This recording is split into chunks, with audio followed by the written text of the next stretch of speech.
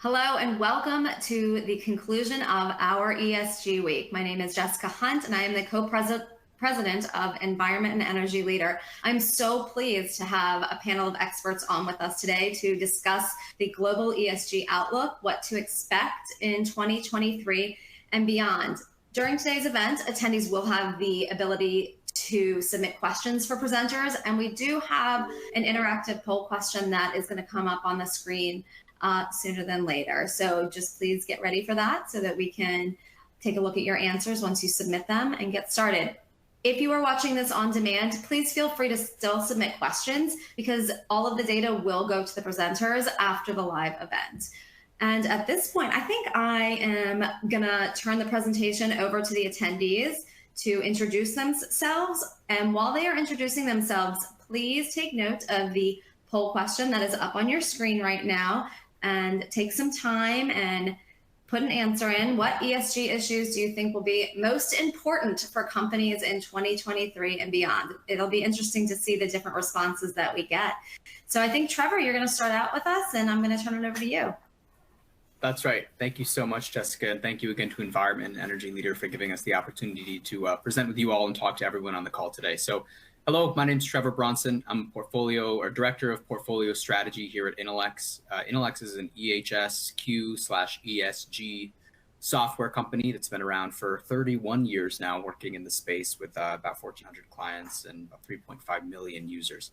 I've been with the company for 4 years, and before I joined Intelex, I worked as an EHS practitioner across a variety of roles at a chemicals manufacturer, an automotive manufacturer, and a utilities company, and also as an EHS technology analyst at firm Verdantic. So again, really happy to be with you all and looking forward to the next hour.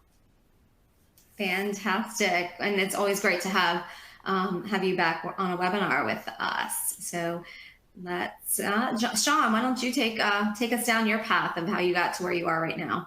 Sure. Happy Friday, everybody. My name is Sean Gilday. I'm an EHS principal for environmental standards, which is in Montrose's Environmental Advisory Services Group. We were recently acquired by Montrose a little over a year ago. I currently sit in our Valley Forge, Pennsylvania office. I have my degree in environmental science with a concentration in atmospheric physics from the University of Delaware. I've been working in the EHS auditing, compliance, and management system space as a consultant for the last 19 years. I have my CPEA, which is a certified professional EHS auditor credential. And over my career, I have led and directed a number of international and domestic audit programs across a wide swath of clients, from the chemical manufacturers and railroads to automotive manufacturers and food and beverage clients. So thanks for having me here today. No, it's great to have you on with us again. And Jamie, it's always good to work with you as well. So why don't you tell us a little bit about yourself? Sure. Thanks, Jessica. And again, yeah, just thanks for the invitation to be here today. I'm Jamie Patrick. I'm the Vice President of Sustainability Advisory for Montrose Environmental Group. I'm based in Nashville, Tennessee. A little bit about me: by education, I'm a civil engineer, but I've really been an almost lifelong consultant. I have a strong background in environmental compliance and management systems, but my focus now is really around supporting clients in that corporate sustainability, climate change, and all things ESG space. So here at Montrose, I lead a team of engineers and scientists who are supporting clients at all stages of their sustainability journey. So that could be organizations that are just trying to figure out where to start and what to focus on. It could be helping organizations set goals and targets around some of their key issues, putting actions into place to meet goals and targets, or also supporting clients on disclosing their performance. So I really do work across the E, S, and G of ESG, although my deeper expertise is really on the E side, particularly around climate change and GHG emissions. I also support clients on environmental justice work. All over the place with what you do, which is great to have such a vast background, you know, to bring to the table. And then Samir, obviously, last but not least, tell us about yourself.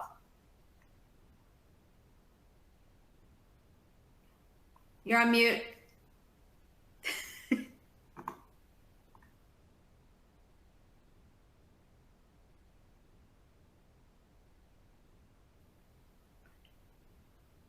Can't hear you. Oh no. Oh, I can tell you a little bit about Samir.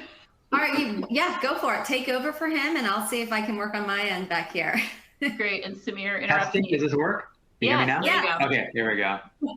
I muted myself on this mic, and then when I unmuted it, it didn't unmute. So I had to figure it out. Sorry It's about real that. time. This is what happens when we do events. So yeah, Samir Vyas, I'm based in San Diego. Like Sean, my company was acquired by Montrose recently, back late November, which was Huco Consulting. And I'm one of the founders of Huco. I've been in the space of EHS, ESG data management specifically for a little over 20 years. Chemical engineering background, first job out of college was consulting and doing environmental consulting, specifically using systems like Intelex and other applications to help people collect their data from different systems and calculate what they need to kind of report on, right? So historically, it was pretty much for environmental purposes, right? We got into greenhouse gas regulations, but we help people across EHS and now ESG all across the board.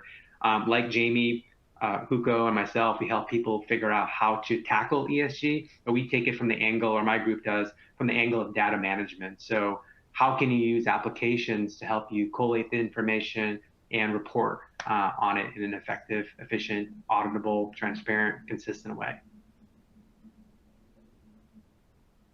Thank you for being with us today. You know, this is the first time we've had a chance to meet, so I do appreciate you jumping on this panel with us today. For attendees, I'm only going to leave the panel question up for about another minute. So please make sure that you get your answers in, and then we'll take a look at at everybody's responses sooner than later. But Sean, I'm going to start with you with the next question. And can you define ESG for the audience, just in terms of your scope and your work? Because everybody has different definitions at times of what ESG means to them in their work. Sure. So as I mentioned, most of my work is primarily in EHS compliance space. I'm not often performing work squarely in the ESG space, as I'll define it in a second. But however, with that being said, in environmental standards in Montrose, as well as a few of our auditors, are accreditation auditors for Equitable Origins EO 100 standard, which is the standard for responsible energy development, which is an ESG certification for oil and gas operators. It's developed to demonstrate that these oil and gas operators have objectively and independently evaluated ESG metrics, essentially. So it covers topics like corporate governance, transparency and ethics, human rights, social impact, indigenous people's rights, fair labor and working conditions, climate change, biodiversity, and environment. So it really is an ESG framework, but primarily focused on oil and gas operators. Similarly, our group also is an accredited auditor for MIQ, which has a similar focus to Equitable Origins. However, it's really focused on methane emissions. And specifically, they are asking their operators who want to become accredited under their framework to have company policies and practices and procedures in place to control methane emissions, and more importantly, identify and then mitigate any methane emissions that are identified through really enhanced monitoring, including continuous monitoring devices, handheld detectors, and aerial surveys. So for me, ESG really kind of means that social responsibility to operate, right? It extends from environmental compliance and health and safety compliance, which, again, in my opinion, they are steps to ESG programs. You know, the environmental permits really are protecting the environment and preserving resources for the community's benefit. So it's hard to have an ESG program which is touted often as being a step beyond compliance, but if you don't have your compliance in place, it's really hard to go beyond it, right? Same for health and safety. Those regulations are established to protect workers' rights and ensure the longevity and health of the workers. So again, adopting corporate governance programs that are going beyond that is hard if you don't have the basic framework in place of EHS compliance. So for me, it's always meant getting your EHS house in order and then going beyond what's regulatorily required.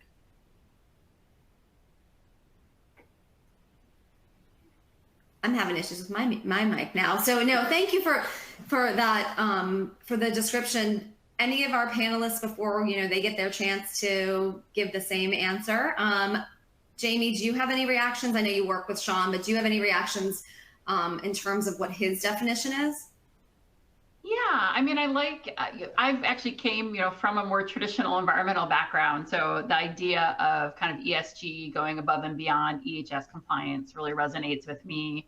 I think personally, I really see E, S, and G as these ingredients of corporate sustainability. So in other words, these are the elements that need to be understood and addressed in order to ensure that long-term sustainability of your business. Or, put another way, they're kind of lenses through which companies can identify and assess and manage these different types of risks and impacts. So I guess for me personally, I'm often working more at the strategic level with clients. So that might be with a chief sustainability officer or a sustainability director, or often EHS leaders who have been given that extra S at the end of their title and told, okay, now you're responsible for sustainability as well.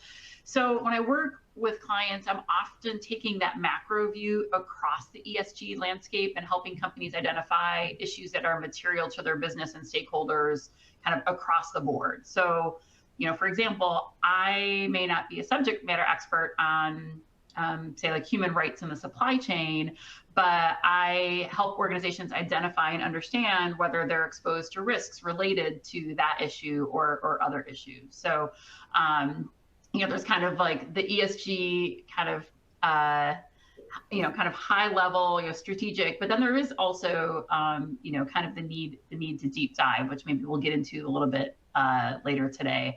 I guess, just kind of playing off my earlier introduction, my own personal experience on that deep dive has been much more heavily focused on environmental matters. So, I said before, my background's really in environmental compliance, and then I shifted into environmental management systems. And now really am focused more on the E, so helping clients when they're deep diving beyond just the strategy around climate risk, GHG impacts, and reduction planning, water resources, and waste minimization.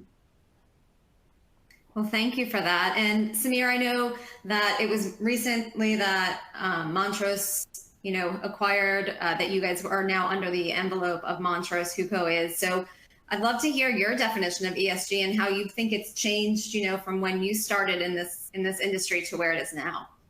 Yeah, I guess in terms of like definition of ESG, what GRI says is that it's your organization's significant economic, environmental, social impacts, right? Like understanding what those impacts are and being able to report on that, right? How that affects your stakeholders.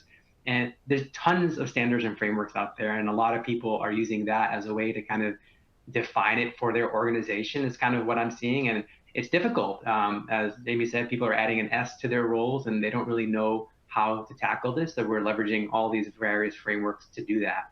But covering them is just really extensive and daunting. Is kind of what I'm seeing in terms of like how people are doing this, how people are tracking it over time. And what we see in terms of like you asking about our scope of work around ESG is helping people really figure out what's material for their organization, right? Doing a materiality assessment is super critical.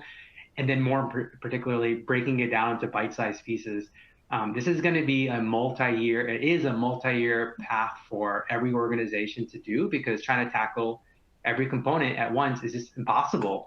And in terms of like our experience, it's all about the data, right? That's what our team kind of focuses on.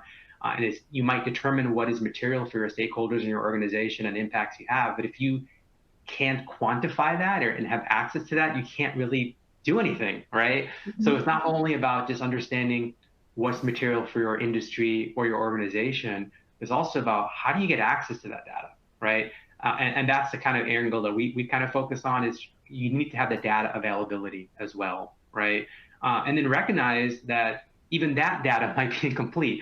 There's a lot of vendors out there that help you, for example, with your scope 2 emissions. They'll help you aggregate your utility data. So you can kind of report that in a more efficient manner, but they might not cover all the geographies your organization is in. So you have to supplement that with manual effort. Can you do your emissions or water data through integrations, or do you have to have people manually type it in? If that's the case, you have to build mechanisms to collect that, right? So this all takes a long time, and we're just seeing that people are still struggling. In terms of our approach, this all comes with a management plan, right? You need to define what is material, what's available, define it in what we call an inventory management plan that defines what to collect first, and then you can figure out the how through a roadmap. So that's kind of how we tackle ESG, and some of the, I think, changes that we're seeing over time is people are just still learning and figuring out what process to follow.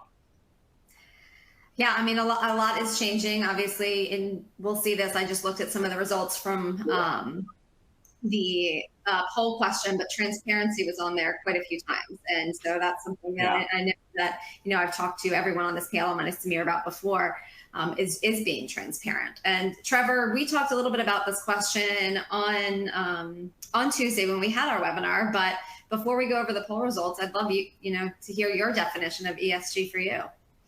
Yeah, I'll see what I can pick up after my very capable colleagues have riffed on this for 10 minutes. I'll try to find something new to say, but I think the big thing I want to touch on there. I know. Going last in this question is, this is high stakes. But no, Samir touched on it there at the end. I think it's important when we're defining ESG. It's important to understand that there is no single definition. So I had a slide in my webinar where I pulled a definition from Investopedia, which said a set of standards for companies' behavior used by socially conscious investors to screen investments. MSCI, a ratings agency and research provider, said consideration of environment, social, and governance factors alongside financial factors in the financial decision-making process. And I even ran it through ChatGPT so I could be present at the times. And ChatGPT told me that it's a set of criteria that investors use to evaluate the sustainability and ethical impact of investments. So there's a common thread there, and that's the thread I want to pull here, is that what ESG means to your organization is actually what ESG means to the stakeholders of your organization. Because ESG is absolutely not static, whether you're a company in X industry or in X region. And even for your company, if you have a good handle on what ESG means to you at this point in time, ESG may mean something materially different to you 2 years from now, because that's what your stakeholders care about. So thinking about how to define ESG, just be cognizant of the fact that it's a moving target. Of course, it encompasses all the environmental things my colleagues have talked about. It encompasses a lot of social considerations, health and safety, ethical supply chain, community relations, and a lot of the governance elements that companies have been managing for a long time under things like Sarbanes-Oxley. But it's just important to know that the definition of ESG is fluid, it is dynamic, and it is important to stay on top of. And the key is that we're calling it ESG, and we're on this webinar, and we're having whole weeks about this thing, because people are using this to make actual decisions with large amounts of capital. It's not something that just goes into a sustainability report anymore, or that goes on the website, or that you write a nice marketing fluff piece about. It's something that people are using to make actual financial decisions when it comes to their investments. And with the emergent regulations, it's something that if you say something and don't do that thing, you may very well end up fined, which is a totally new world for the profession of ESG, where there's that level of accountability. So the definition is broad, is ambiguous, and a moving target. That's what I'll say. And I love that you mentioned that ESG is defined too by your stakeholders, obviously, which, and stakeholder goals, as you've said, it's fluid. Those could change over time depending on, what is happening in the world or what the needs of your community is. So that's great. All right. Well, does anybody have anything to reflect on before we move on to the poll? I think we're eager to see the poll results. All right. So I kind of combined, if you saw me doing a little bit of work behind the scenes there, kind of multitasking, I combined some of them just so that we could be able to see everything on the space. Let me know when you can see. Can everybody see the results? I think I can see them on my end. It's a Word doc, correct? It's a Word doc, yep. It was the easiest way for me to put information out. If you could just zoom in, that'd be good. It's a little small for me.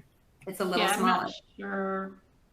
Okay. I was able to pop it out. That helped me a little bit if you click on the little arrow. Yep, you can pop it out.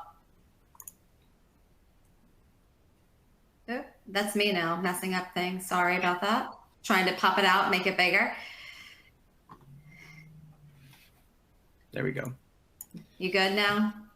Yep. So we see along the entire supply chain, greenhouse gases, of course, targets, net zero, compliance.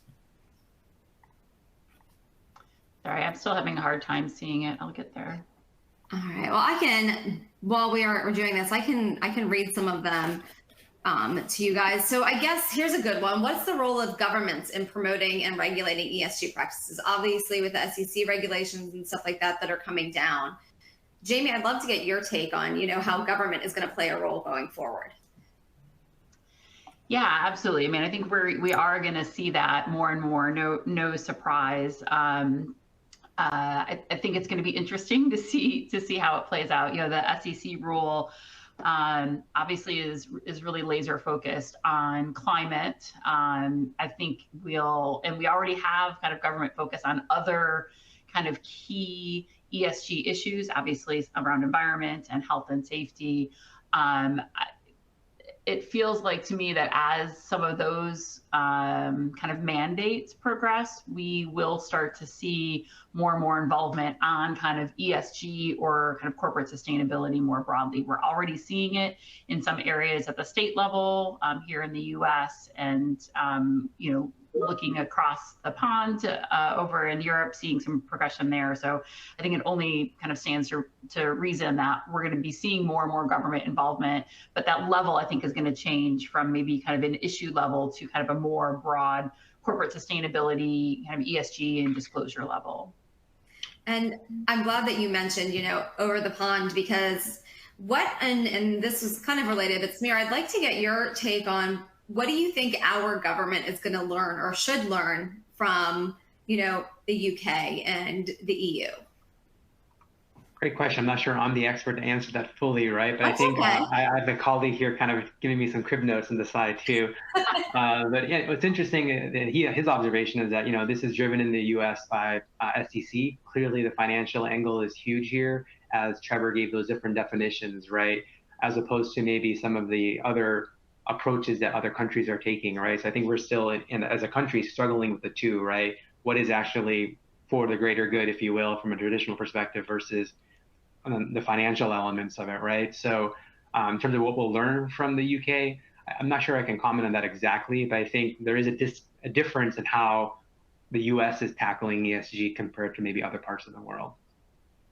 No, thank you. And I know I put you on the spot there with that question. It's all good. Sean, Trevor, are there any of these questions on here or comments that kind of stood out to you?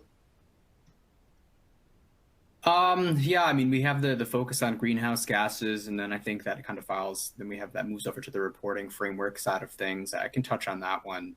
At Intelex, I didn't talk so much in my answer about what ESG is in terms of what Intelex's scope is and the whole thing is, but it's a broad set of metrics that are used for decisions. We did center around that. And the point of Intelex is to be able to allow you a place to aggregate those metrics, report those metrics, and more importantly than anything else, actually manage those metrics, right? It's one thing to prepare a really nice report for whatever disclosure organization you're attending to for that year. But the whole point of this is to measure it and actually manage it and reduce it, and end up having your company be a net positive, really, which I'd like to touch on a little bit later, to the world at large.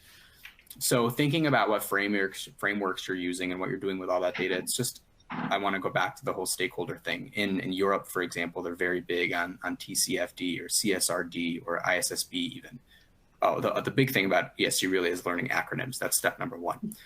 But after that, you just need to be cognizant of who's asking for what and how they're asking for it. So there's not really a perfect answer to what reporting framework should I use. That depends on what your organization is doing and where you're doing it and for whom you're doing it. The most useful advice I can give on that is you can, of course, do some desktop research, but if you have peers you trust, friends in the industry, specifically in your actual industry, just get aligned on what everyone else is doing, because chances are you're going to be fairly aligned in how you produce, aggregate, and report that information. No, and I know this is something that we talked about the other day, is don't reinvent the wheel. Learn from your colleagues, see what they're doing. everyone makes mistakes and everyone can learn from each other, and what works for, an organization in your industry, it's good to know what works for them. So no, I appreciate that. And Sean, I'm going to give you the floor just to kind of see if you want to pick another question or comment on here before I give a little bit of reflection and get some more information from our presenters. I don't have too much to add, but I did see a question about, auditing and assurance. So that's really, a lot of the work that I focus on. Auditing in itself, right, is a quality assurance practice. And typically, more mature programs tend to lend themselves better to being checked and verified and have these robust quality assurance practices in place, which again is what auditing is. So it does become really critical to establish clear framework that your organization is operating under to meet your ESG goals. So you have your goal, and then you need your action plan to get there. But then you almost want to look at it like a risk analysis. So what things are we going to measure to ensure we're on target? And what are our leading and lagging indicators that we can check to make sure that those controls we have in place are actually working? Do we need physical inspections of those things, or do we need reporting metrics like in software that can tell us in advance when something may be getting out of control and therefore we may not be meeting our targets? No, great. And I'm glad you touched on that. And I know that our presenters do have a little bit more that they'd like to, a couple other things they'd like to address here. So Jamie, I'm going to give the floor back to you. Sure. I'll close the stop sharing right now. But yeah, I'll give the floor back to you. And great. Now that I can see the responses clearly, I guess there's a couple things that stand out to me that I just, find interesting. I was expecting as poll responses, what ESG issues do you think will be most important? In my mind, I was expecting to see some real specificity around diversity, equity, and inclusion, or business ethics, or the challenges around zero waste to landfill. What really stands out to me is, from an issue perspective, it's very clear that, from our audience here, climate change, GHG emissions reductions, et cetera, are maybe the number one issue. And I'll just, kind of point out, let's not forget, it's not just about managing GHG emissions and impacts. Let's also keep in mind the role that climate change plays in the risks that are posed to our organizations, whether those are physical risks or transitional risks due to increasing regulation. So, but it's obvious to me that kind of climate and GHG emissions are the specific issue most forefront of folks' minds. What I think is really interesting is that there are a lot of other issues that have been shared by our participants that are more cross-cutting. And the trend I see when I read through them are things around disclosure, reporting, transparency, meeting stakeholder expectations, frameworks, raters and rankers, et cetera. And I do think that this is something we are going to see, kind of a lot more demand around going forward. The good news is, for anyone who's kind of tracking things, we are starting to see some kind of alignment and consolidation in this space. So there should be some more clarity for those who are kind of confused with where to start. But I do think this issue around disclosure, reporting, transparency is a kind of a cross-cutting issue, around all of the ESG topics that we're going to see a lot of attention being paid to this year. No, and I'm glad that you touched on things. I did expect to see more DEI too, so it is interesting, and maybe we'll get those questions later on in the presentation from our attendees. So Trevor, go ahead. I know you wanted to say something real quick. Yeah, the one thing I wanted to touch on, there was a question there about, as an investor, what rating agencies should you use, or what should you use to grade whatever investments you're looking at on their sustainability performance. And I just think it's important to call out that is, like most things in the space, very subjective and ambiguous. So when you think about what to use, think about what ratings agency aligns with the values or how you actually want to be investing, because they're all very different. So there's Sustainalytics, there's Refinitiv, there's S&P Global, there's MSCI, the list goes on and on. But what's important to note is that the eventual grades, and they vary, and sometimes it's a number, sometimes it's a letter, but the output is super variable. These people are all doing it, these organizations are all doing it in different ways, and an organization may have a very good score in one ratings organization and a very poor score in another. In fact, Harvard did a review recently looking at this, and the highest correlation between any two ratings agencies was only 65%, and it went as low as, I believe, 14%. So that is to say that wow, when you think about what metrics you want to use to grade companies and then make decisions based upon that data, it behooves you, the investor, to take a deep dive into the ratings and the score and how they came to that conclusion to see if you basically agree with the methodology or not. And then based on what you do agree with or don't agree with, make your decision after that. But I just wanted to call out that ratings are very much not the same across organizations, and people need to keep that in mind.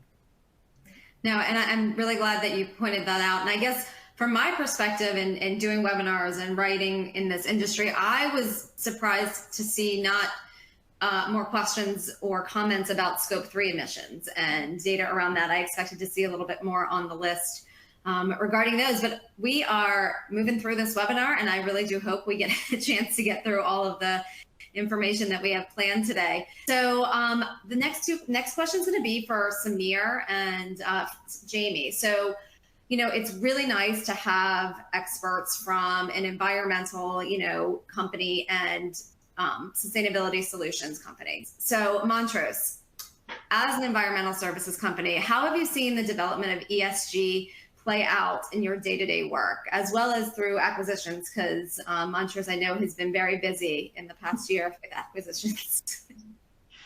Yeah, maybe I'll take the first part, and Samir, as part of our most recent acquisition, you take the second part of that. But so just for the audience, I've been with Montrose for about 7 months now, and what I've seen is pretty exciting.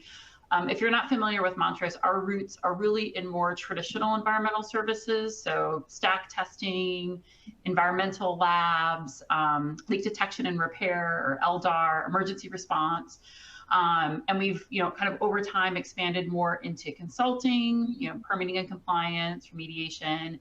And now with these broader stakeholder demands around ESG and corporate sustainability, we're growing more into this advisory space where with my team's work, we're working with clients to kind of meet those needs, but it's really all connected. So maybe the best way to talk about that is, as an example, we're seeing a lot of our oil and gas clients leverage our leak detection and repair team, not just for compliance purposes now, but also to more proactively understand and address where they may have methane leaks so that they can address them to meet their net zero goals. So I guess from a day-to-day perspective, it just means that our work at Montrose has become much more integrated. So it's not really enough anymore just to provide sustainability strategy services or LDAR services. We have to help our clients really put all those pieces together and figure out how strategies will actually be implemented boots on the ground. So I think gone are the days of, sustainability through PowerPoint decks. We really have to, we have to do the strategy work. The strategy work is important, but our clients are really demanding a lot of support now on the planning and the implementation of actual projects and actions that will make a meaningful difference in helping our clients meet these sustainability goals and targets that they've set for themselves.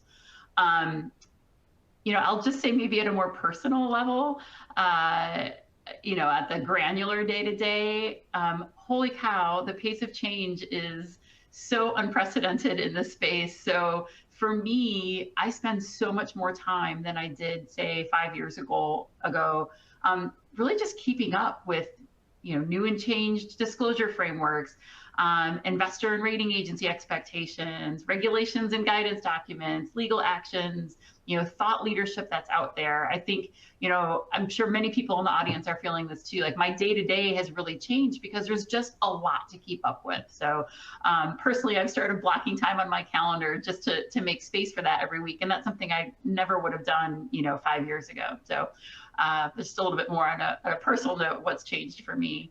But Samir, maybe you can kind of add to that and talk a little bit about that from a acquisition standpoint. Sure. So I guess first and foremost, one of the reasons Montrose purchased Huco is our focus on ESG and EHS, right? So I think that is driving a lot of change in terms of organizations, and it's a recognition that basically more companies and clients are seeking that type of support, right? Like historically, when it comes to transparent, auditable reporting, when it comes to like emissions in particular, water, it's with the highest emitters. You know, it's the companies that are the highest emitters that get all the focus, and they're doing it because they have to, because they exceed certain thresholds, right? But now, I mean, I don't know exactly from Montrose, but we're seeing some examples of it where companies of all sizes and of all different industries are now interested in this, right? That's a significant change day to day. We got an email yesterday from someone else within Montrose who's in the stack testing group, and some of their clients are saying, hey, how can we use like predictive analytics and machine learning to better help identify energy savings opportunities, right? Like those questions and things were not necessarily coming out before, right? But people, again, companies of all sizes are now looking at that. And then in terms of that acquisition angle, you know, we're seeing that all across the board of consulting firms buying ESG experts, right? Boutique firms, because the consulting firms, their clients need that support. We're seeing software technology consolidate and a huge fragmentation of like new innovators coming out there with solutions to help tackle this problem. So the day-to-day is getting more fragmented and more things to learn, a lot of competition, a lot of excitement, and it's not just from traditional EHS, which is where a lot of the people on this, I think, call are coming from. But, you know, so I think Trevor touched on it a little bit perhaps, but like supply chain, right? And finance, these are new players coming into the space day to day that we have to kind of align with and work with. And it makes it extra difficult, I think, in large organizations, because now you have like these shadow ESG initiatives potentially. Maybe finance is doing something around ESG, or supply chain is that environmental is not aware of. And you could create your own pathways, right? So these silos can exist, I think, and being aware of that is important, and making sure you identify all the stakeholders, right? So in short, because of the interest of this across all different people, we have to really focus on aligning people towards a common goal, common vision, and go together.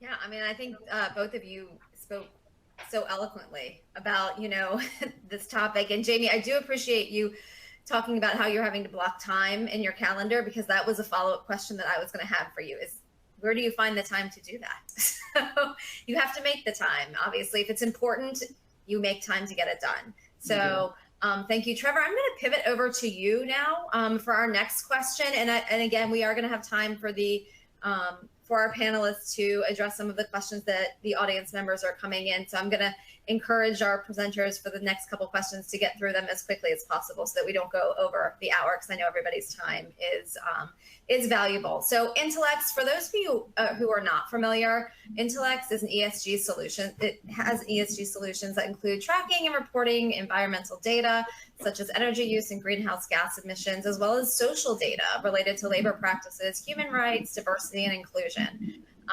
So that being said, and I challenged Trevor to this, I didn't realize I did challenge him to this earlier, and I think it's a good challenge. It's a good thing that we all talk about, you know, as a company, is what are we doing internally to promote ESG at a company? So can you talk about the internal ESG practices at Intelex, and how, you know, Intelex's sustainability blueprint has changed over the years?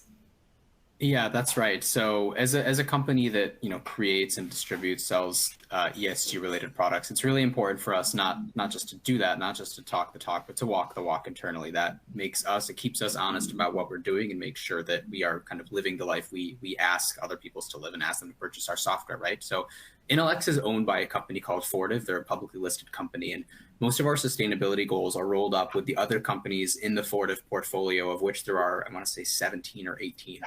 And that's how we report. So you can go to Fortive's sustainability site. We have microsite Fortive sustainability reports, but the goals that we've hit and the things that we do are very much at a Fortive level. So I did want to just highlight a couple of those ones, and I'll try to keep it short here. We actually had a goal initially of a 50% reduction in our scope 1 and 2 emissions from a 2015 baseline, and we wanted to meet this goal in 2025. And this was on an intensity basis, i.e. emissions normalized to the revenue that Fortive was creating. So we could, it would make the target a little bit easier to hit.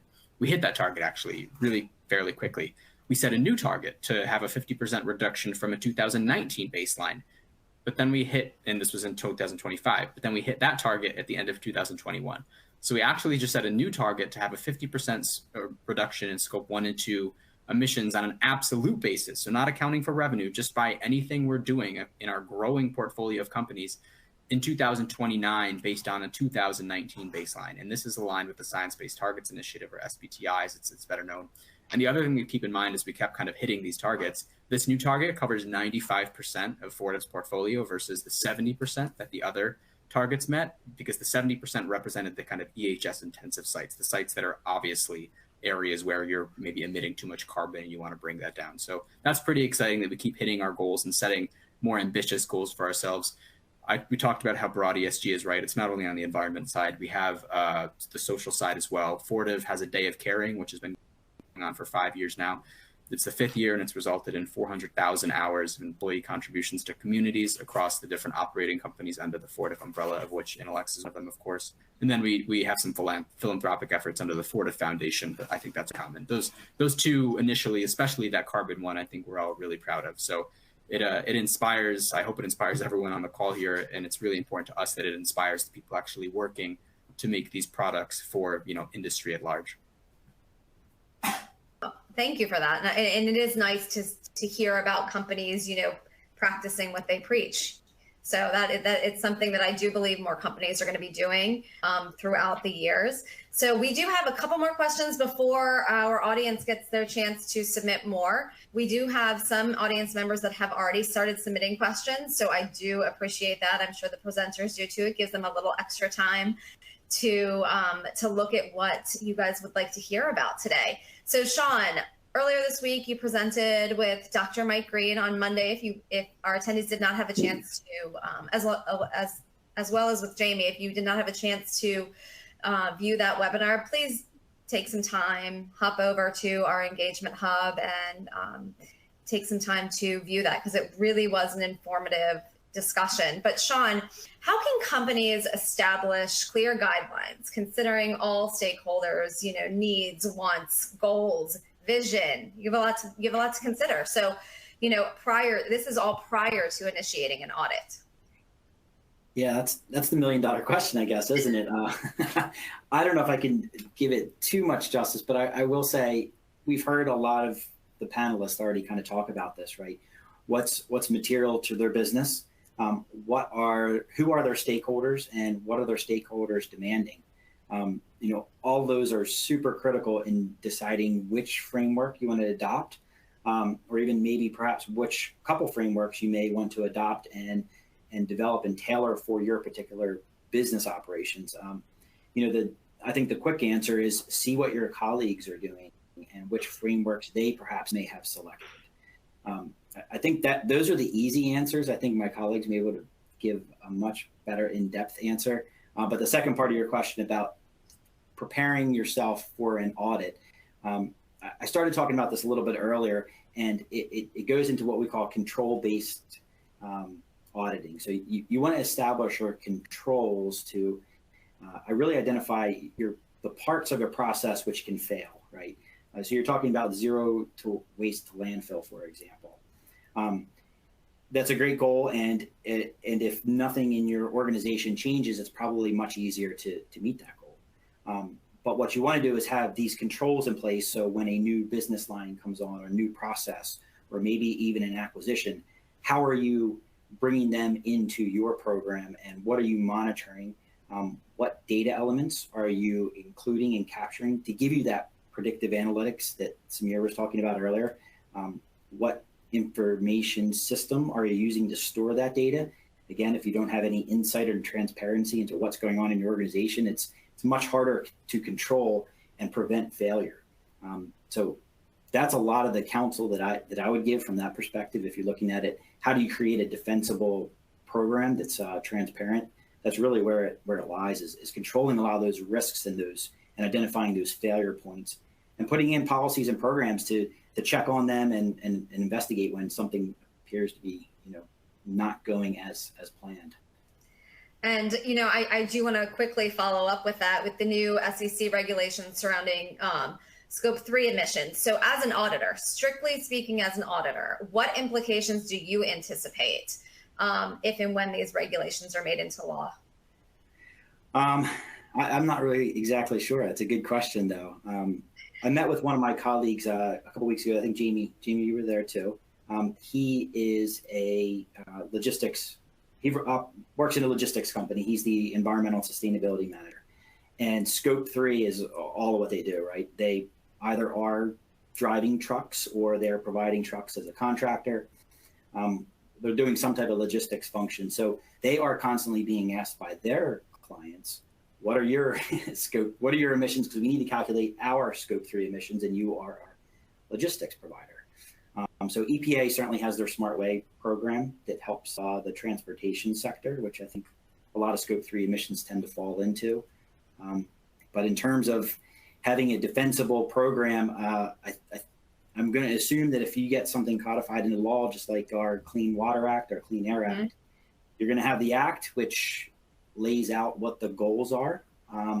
But then I assume the organization, which I'm not sure if it's going to be the SEC or whomever, is going to have to put together regulations and criteria on how to get to those goals and really what the reporting framework is going to look like. How far into your supply chain do you really have to go?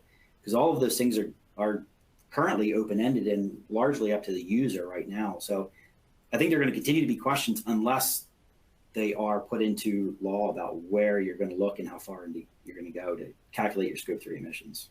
And I'll just add there quickly that it remains to be seen whether the Scope 3 emission requirement is going to stick in the final version of the SEC climate rule. So it will be very interesting, and it's going to be very hard to monitor. And so we'll see. We'll see what happens. But before we move on to our last question that I'm going to pose to today's panelists, this is for the audience, and some of you have already started doing this. So during the next part of our discussion, please submit any questions that you have for the presenters. They are going to pick and choose which ones that we have time for today to answer.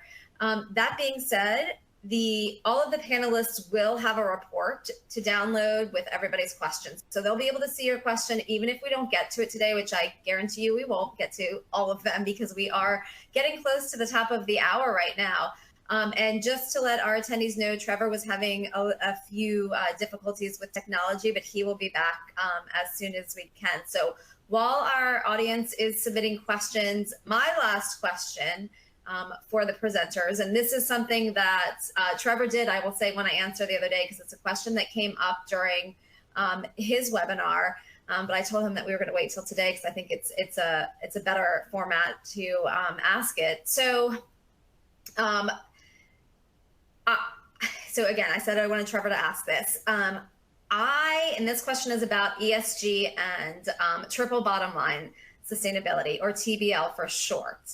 So both, if you're unaware, both frameworks do share a focus on sustainability, but the key difference between ESG and TBL is their scope. So I'd love to hear, our panelists' reaction to your initial thoughts to the following sentence. Moving from ESG to TBL requires a shift in mindset from a narrow focus on environmental, social, and governance issues to a broader perspective that includes economic, social, and environmental impacts. Yeah, so Can you see me? We cannot. We can hear you, but we can't see you. Oh, there we go. There you are. Okay. Yeah. Right. So this question is interesting. So the triple bottom line is something it's been around, and that's one thing to know about ESG as well. We're talking about ESG, and that's the acronym of the day. But this concept, do good business for good, has come and gone and been around for probably a century, to be honest. So it comes in many different acronyms and names, and maybe in 20 years we'll call it something else. But whether it's triple bottom line or ESG or CSR or ethical supply chain or sustainability, not so important. But thinking about, I do like the approach of thinking about a triple bottom line because it implies bottom line, which implies the financial part of a business. And when we think about what any business wants to do financially, it's I don't know if we're inverted here on my webcam, but it's up and to the right. That's where you want your charts to go, right? You always want to be growing, making more money, being more successful as a business. But when we think about sustainability, we often think of, we want to go down and to the right or left, depending on where you're going. But let's say down and to the right. It's all about reducing carbon emissions. It's all about reducing negative impact. And that's good. That's a noble goal, don't get me wrong. But that implies some level of, you can reach a finish, right? You can reach zero and then you're done. Congratulations, you've won ESG. But that's not how it should be. It really should be companies find ways to operate a business model that actually contributes to the communities where they operate. They should be a net positive. And I said I was going to bring this back up again, a net positive in their operational community, wherever they are, however that scope may be. So when we think about triple bottom line, we can kind of shift our perspective a little bit to a more financial angle in which we can look at our ESG or sustainability efforts and think about what they're actually contributing, what they're growing, right? Growing prosperity in a community, actually putting trees back, or carbon positive operations, meaning you're creating, however you may find a way to do this, basically more carbon than you're actually using in your operations or emitting into the atmosphere. So there's never going to be a perfect word for this, and everyone is always going to use a different terminology, but I do like the triple bottom line approach in the sense that I hope it leads people to think about not just what can I reduce, but what can I create? What can I grow? Because that's what you're always trying to do with the financial bottom line of your company. No, thank you for that. And Samir, I would love to get your perspective on this. Yeah, so ultimately, I think this actually ties to one of the questions in the inbox too that Eric asked a while ago about, and maybe you actually alluded to earlier, is the trends, right? UK versus US, right? Right now it's basically financial materiality, mind shift to the double materiality elements that the EU is trying to regulate. That's the mind shift that I think we need to have, and I think Trevor's getting to. And I think Trevor did a great job. It's just, how do you value this stuff beyond the financial impact of the organization is the key element in my mind to add to it or to support. Hey, and I know we still need to hear from Jamie and Sean on this. While we are set to end at the top of the hour, a couple of our presenters are able to stay and we can go about 5 to 10 minutes over. So attendees, feel free to stay. If not, we completely get it because this was only scheduled for 60 minutes. So Jamie, I'm going to give it to you before Sean gets his words in. So Trevor and Samir, make sure you get some questions from the audience. Thanks, Jessica. Yeah, listen, the concept of triple bottom line is an important one. People, planet, profits, but and Trevor alluded to this, I just feel like we are getting so hung up on terminology sometimes that we just lose sight of what we're trying to achieve. What is ESG versus sustainability? What is TBL versus CSR? So, my perspective, the core concept here is really about sustainability. And if you kind of harken back to, one of the original definitions, it's meeting the needs of the present without compromising the ability of future generations to meet their own needs. So, at its most basic level, it requires understanding environmental, social, and governance, risks, opportunities, and impacts. It requires that balance of looking at people, planet, and profit. So, and with that is a shift from, paying attention to shareholders to your broader set of stakeholders. So, I don't want to negate the question, but I just feel like sometimes we do get so hung up in that terminology. And I think, at its simplest form, it's about moving beyond the measurement of success as financial success and really looking at these other environmental, social, governance, non-financial factors for defining, risk, opportunity, impact, and success. A holistic approach. Yeah. I think it kind of gets academic when we start using these terms. I think, Jamie, thanks for that insight. That was really good. And looking at some of the questions, people are like, where do we start? What framework do we follow? I'm looking at all these questions here, and it's like, there's no one size fits all answer. Like, that's just the truth of it. And it takes work, and it requires, again, aligning your stakeholders in your organization, setting a vision, defining your boundaries, going through with material. I mean, there's established processes out there. It just kind of needs to be followed, right? And then uniquely crafted for your organization, because there isn't a one size fit all solution. There isn't the perfect acronym that will help you with it. it's kind of a process of conversation and discovery. No, that's great. Sean, I'd love to get your insights. You can tie it into one of the questions that you saw down there, if that works for you. Yeah, I don't have too much more to add to that question you originally asked. I think everybody answered it pretty well. Yeah.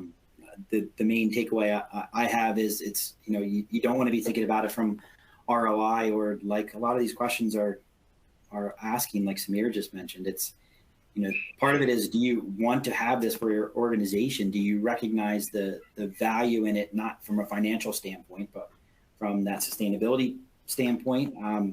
Can we continue operating this manner? What's our relationship with the community and investors? But start somewhere and and start building a program around it. Yeah. I think that's great advice. Great advice. Well, Samir, I know that you have to jump off soon, so I'm going to let you go first in terms of, picking some questions from the audience to answer. Yeah, I think I'm scrolling through it again. I think I tried to capture some of that. Yeah. But I think, I'll just echo what I said before. It's having these conversations, setting the vision, doing an assessment of what is available. Ultimately, if the data is not available, you're not going to be able to track, right? And you have to be able to track and show performance. Someone asked, how do we, what agency to follow? How do we show performance? Well, it's the metrics that you create, right? So you have to kind of define the metrics that are aligned with your vision first and foremost, and then begin tracking it. And then someone asked, how do you avoid the distractions and what's less important? Again, it's really creating a plan, right? So these conversations then need to be adapted into an actionable plan that all stakeholders sign off on, right? And again, that's like I think that's the crux, and then you can measure yourself against it. And the work you do to get to that plan answers some of the other questions. You've probably looked at different frameworks to help you assess what's good for your organization, right? And then once you define it, you have to track it.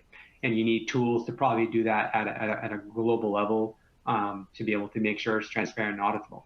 That's kind of my, closing thoughts and looking at perfect closing thoughts. And I do know you have to jump off. So I want to thank you on behalf of E+E Leader for being on with us today, and hope to get to work with you in the future. Stick around for the next 3 minutes, but thanks. Yeah. Yeah, you've got 3 minutes to go, but I wanted to make sure I didn't cut Trevor off during his when he addresses a couple questions. All right, Trevor, I'm going to give you the floor to take a look at some of the questions that you tagged. Yeah, thanks, Samir. Also, and there's so many great questions here. I could talk about this stuff all day, but we only get an hour and 10 minutes or so. I saw one question about what frameworks to use, or where's a good starting place, or what's the most commonly accepted one. So to Samir's point, there is not a black and white answer to that. There's no perfect thing I can give you. This is all you have to worry about, and then you're set.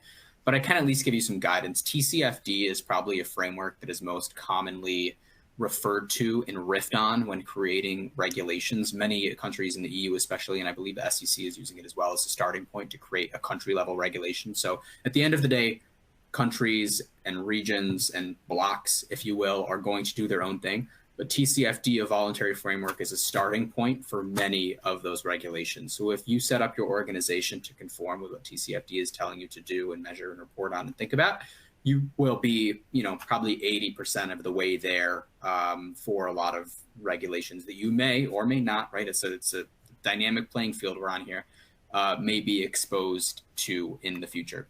And then I'll just take one more question before I hand off to my colleagues here. There was another question about how should people think about if they're an HSE manager or an EHS manager that now has that extra S tacked on. Now you're responsible for sustainability and the ESG of it all. How do you think about that?